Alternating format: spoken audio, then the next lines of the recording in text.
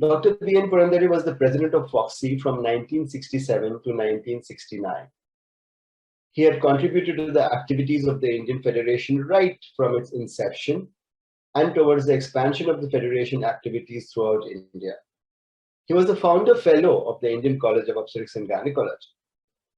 The RCOG and AOFOG had honored him by conferring them their fellowship. He had represented India in the Executive Committee of the International Federation of Gynecology and Obstetrics in Geneva, and for his contribution, he was elected as Vice President and later on as President at the Moscow Congress in 1972. He was the first Indian to become the President of FIGO. In his own words from the interview, Dr. B.N. Purandare. 1954, we started with the International Federation of Obstetrics and Gynecology. Right from the beginning, I was connected with it because it was originated by Professor Dawatville of Geneva. He started this idea about having an international federation. And since I had done this Indian federation, so he took me along with him, you see, to frame the rules and regulations of the federations similar to our Indian federations. And in that way, the All International Federation was started. I was on the member as many years. Then I became the vice president. And ultimately, I reached the stage where I was elected unanimously in New York by about 6,000 representatives from all over the world. I was unanimously elected as a president, the only Indian, I think, to reach that stage. We have Dr. Shirish Sheth, who has also occupied the chair of the FIGO president. Dr. Shirish Sheth in KEM Hospital worked as Dr. B.N. Purandare's registrar and also as his assistant honorary. And today we have him with us to tell us a little more about his boss, Dr. B.N. Purandare. Is something about Dr. B.N. Purandare, whom I had treated like a father, was an outstanding obstetrician and a gynecologist. In fact, if you see him, a tall, handsome, any woman would fall for him, but he fell for numberless women as a gynecologist and a great gynecologist to do the good as WHO and Almighty say. He served FIGO president from 73 to 76. Now people may not as much understand, but FIGO is world, that is Federation International Gynec Obstetric. And importance is that people may forget slowly the name of the guys. I say with a lot of experience, but they will never forget that tall, handsome guy from India, from Mumbai. Master is a light word. For him, as a vaginal hysterectomist, his friendliness with the procedure was outstanding. He did it with clampless. Everybody uses clamp. I'm not criticizing. Certainly keep using clamp. But he was master with clampless, and that added a flavor. I had pleasure of even doing him shoutas, which itself the surgery for carcinoma cervix disappeared because of the radiotherapy, lymphadenectomy, but he did it masterly, like Kelte. You know, I mean, Kelte is like without losing a point, without losing a game, and did Verdheims at remarkable ease. I enjoyed every operation he did, and I become honorary in 64, June 12. He retired in 69. 5 years, all of our operation days, I sat on the stool, which is at the higher level to see on his left, and attended every operation without iota of doubt. I got all these my years, that is before He retired in 69, and that is now 53 years ago. In today's Bhasha, I was a Bakalyu baby in Gynec. He had masterly personality, 6 feet high, physique. He would impress before even he would start his work or open his mouth. Some women's pH would fall by seeing him, and he talked limitedly but meaningfully. He spoke very less but meaningfully, lucrative and useful. So you find that as India's representative, he then went to FIGO, Federation International Gynec Obstetric Managing Committee, and then became the president. Religiously served MOGS, Mumbai Society or Bombay Obstetric Gynec Society, All India Gynec Federation, was representative to the International Federation, and later get favorable presidency of FIGO. I had pleasure of attending his becoming president, and I went to Russia, indeed for Foxy and all colleagues in Asia to feel proud. The greatest teacher in obstetric gynec and God's gift to obstetric gynec profession, Dr. C.G. Saraiya, who came frequently to KM on BN's operation day to see him performing hysterectomies vaginal. Saraiya came to see BN's vaginal hysterectomy and Tata Cancer Hospital to see the world acts. Likewise, the Britishers, Europeans, Asians, Americans attended BN performing vaginal surgery. And I really feel proud to remember those memorable days, and a great teacher whom I cannot forget, and a personality, a gift of God to India, to profession, and to FIGO. Thank you very much for your kind invitation.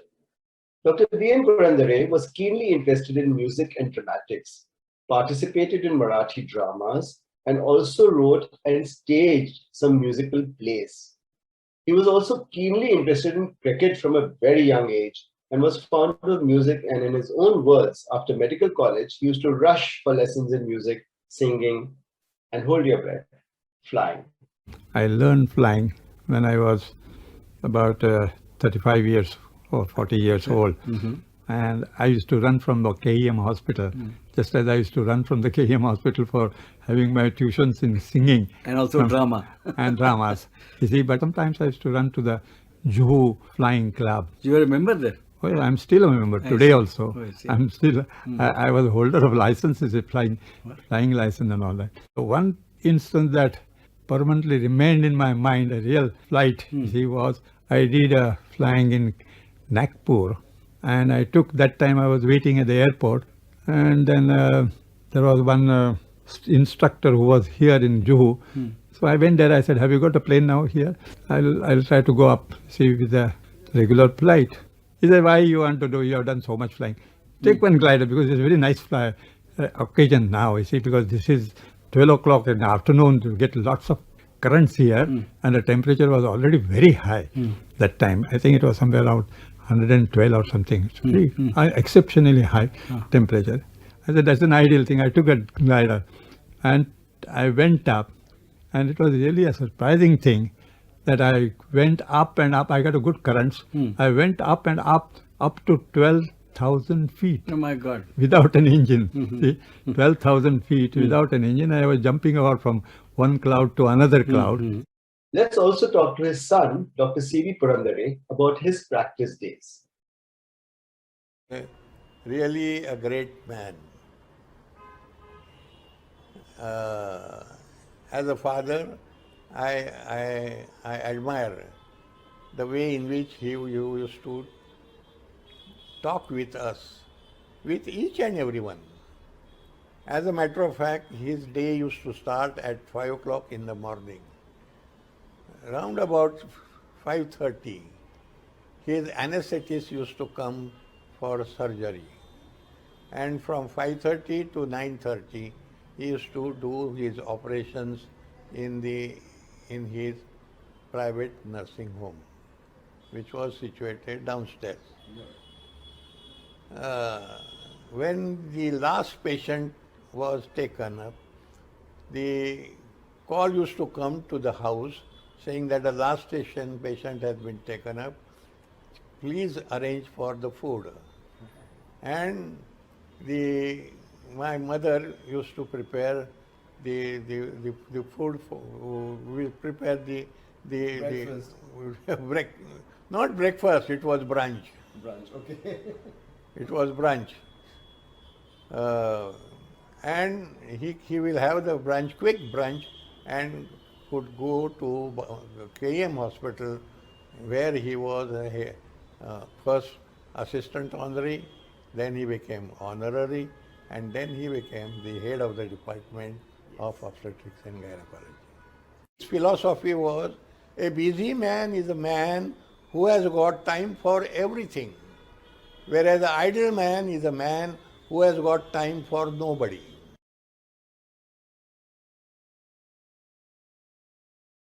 Being a first-class surgeon, people wanted his opinion and they should do surgery on him. So therefore he had a lot of patients coming over there. Now it is very difficult for me to tell everything, but I will tell you few of it. One incident which I can tell you is the great singer had a postmenopausal bleeding. She consulted few doctors in India, and they decided that she should go to UK for her further treatment. So she went to UK. In the UK, one of the surgeons saw her and said that you have a tumor in the uterus, and also your hormonal estimations are required to be done.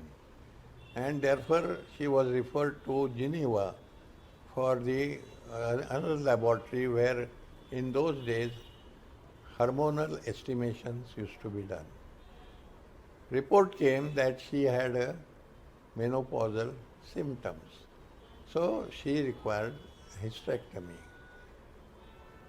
Now in UK, whenever anybody is for hysterectomy, she has to undergo their all paraffin, sorry. The pre-anesthetic Pre-anesthetic evaluation, and etc. all those things. So she went through all those things. At the end of it, the anesthetist saw her and said that she is fit for surgery, but that surgery has to be done by general anesthesia. So I will have to put intratracheal tube in her mouth.